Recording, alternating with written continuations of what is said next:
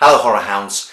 In a series of videos completely inspired by Jambo Shango and Randy Mole's A to Z of Horror series, and I will link to their A in the description field below, I've decided to have a crack at it myself. So, to kick off, for me, on my A to Z of horror, A stands for Amer.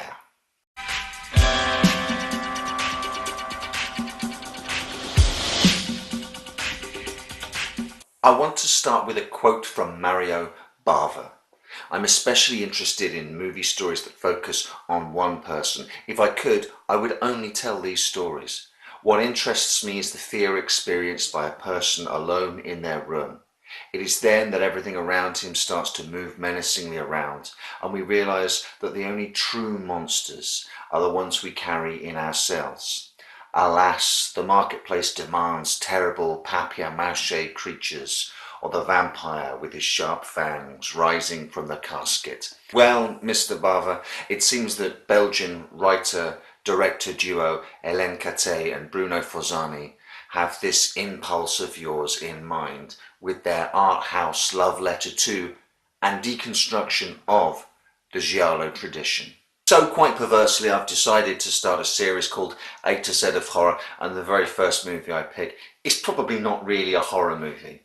Amer takes place over 3 distinct time frames, showing us key events in the life of Anna, as a child, as a teenager on the cusp of sexual maturity, and as an adult returning to her now dilapidated family home.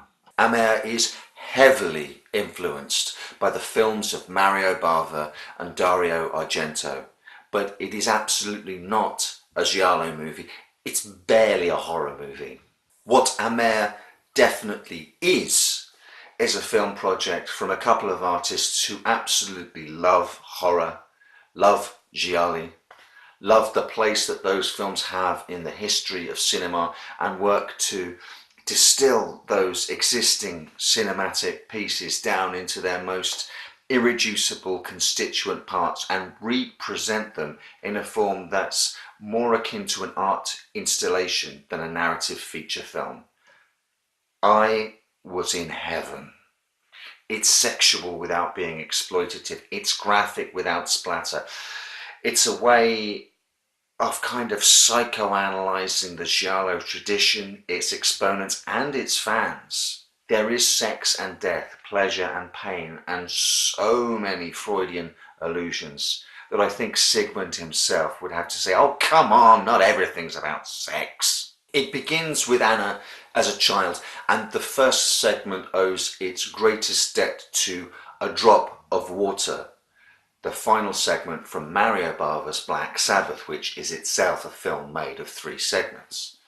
Its extreme primary colour lighting calls to mind Argento as well as Bava, and there are shots and sounds in this segment that directly reference Suspiria. The night of childhood trauma, whether real or imagined, culminates in a beautifully rendered moment of Anna's mind splintering as she experiences what is referred to in psychoanalysis as the primal scene, the initial witnessing by a child of a sex act, usually between the parents, that traumatizes the psychosexual development of the child. There's also a witch in there, or maybe not a witch, a nanny, or maybe a grandmother, a corpse, or maybe a not quite so dead grandfather. It's all deliciously and ludicrously up for interpretation. Everything's up for grabs. Another strong cinematic touchstone for Amer is Louis Brunel's Un Chien Andalou.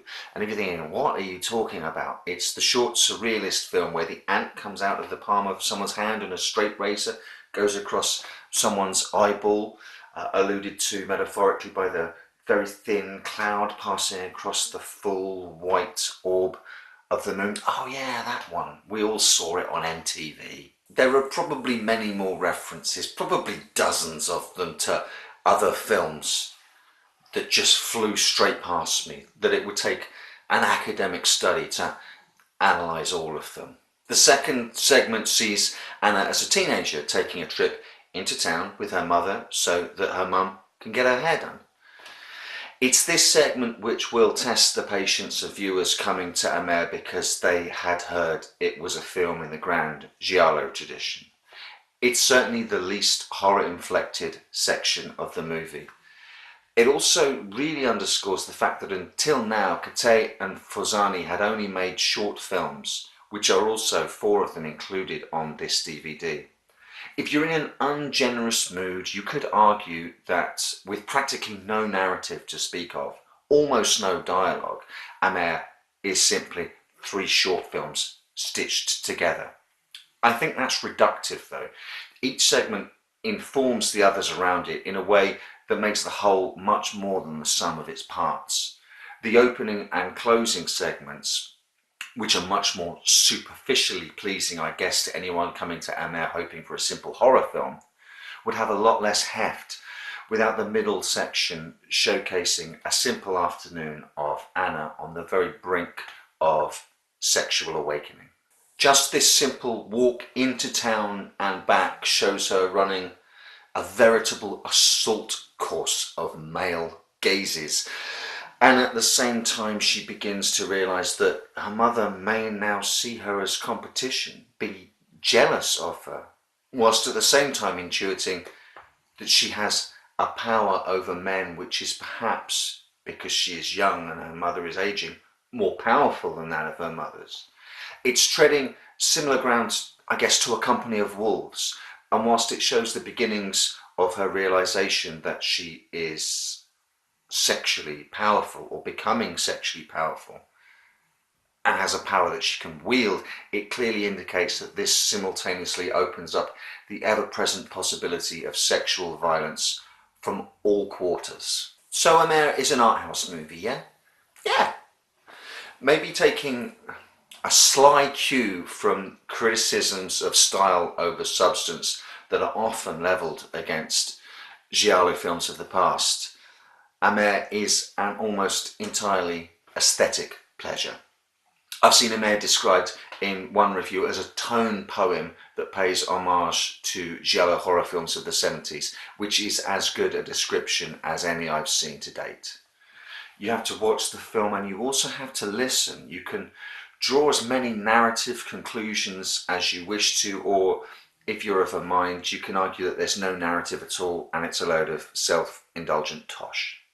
But to my mind, a great many cues concerning Anna's state of mind are signposted orally through the very specific way sound is deployed by Kate and Forzani. So if perhaps the filmmakers are making a dry comment on the accusations of style over content, don't be surprised if you find yourself laughing out loud at yet another extreme close-up of an eyeball. Certainly part of the aesthetic at play here is a form of reductio ad absurdum. To hammer home the same or similar images over and over and over again. You'll either laugh or you'll throw your remote control at the television screen. When we finally come to meet Anna as a woman, the world of childhood fantasies and teenage daydream has given way to well-embedded fetishes and the threat of real-world violence. It's in this segment that the gialli tropes of black-gloved killers and straight razors and all of the pent-up sexuality and eroticism of the first 2 segments find their release. And you, poor viewer, or lucky viewer, are left to make up your own mind about what you've just seen. If you love the Neon Demon, then watch Amer. If the Neon Demon frustrated or annoyed you, then avoid Amer because it makes Neon Demon look like Die Hard.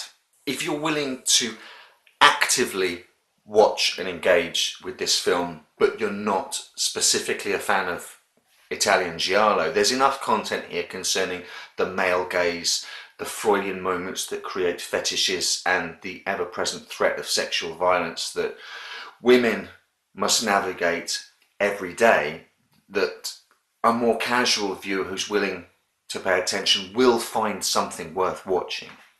For those coming to Amer, as I did, expecting a giallo film in the tradition of the 70s Italian subgenre, Like the modern day films trying to recapture the grindhouse aesthetic, I suspect many of them may be disappointed.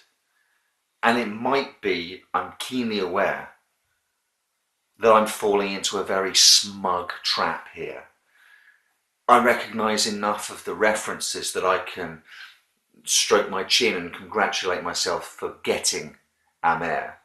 So with that possible caveat, if you're ever in the mood for artistic, formalistic, pure cinema that takes its cues from the giallo subgenre, then Amer may just be the film for you. Let me put it this way. As soon as I finished watching, I looked up the directors.